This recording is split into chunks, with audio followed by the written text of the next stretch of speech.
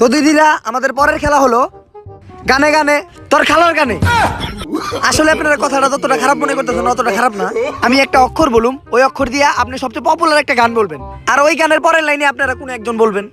কিন্তু শুনেন, আমার একটু শোনায় প্রবলেম। যা দুটো কি বলে আমরা এইসব শোতে থাকবো না। আরে আপনি যেটা ভাবতেছেন ওইটা না, আসলে মানে কম শুনি, শোনায় প্রবলেম, শুনি কম। ও আচ্ছা আচ্ছা। উল্টা পাল্টা জিনিস পাবেন। যাক আমরা ফিরে যাই খেলায়। যেহেতু আগের রাউন্ডের বিজেতা স্বামী বাংলাদেশ দিদি, সো স্বামী বাংলাদেশ দিদিরই আগে আমি প্রশ্ন ধরি। স্বামী বাংলাদেশ দিদি, আপনি টাঙ্কি নিয়ে একটা গান বলেন। হ্যাঁ তাহলে শুরু করি। এই টাঙ্কি আমার ফুটা কই।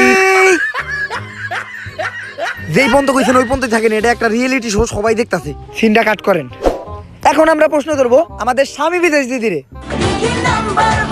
সো দিদি, যেহেতু আপনার স্বামী বিদেশ, আপনি আইতে একটা গান বলেন। তাহলে শুরু করি।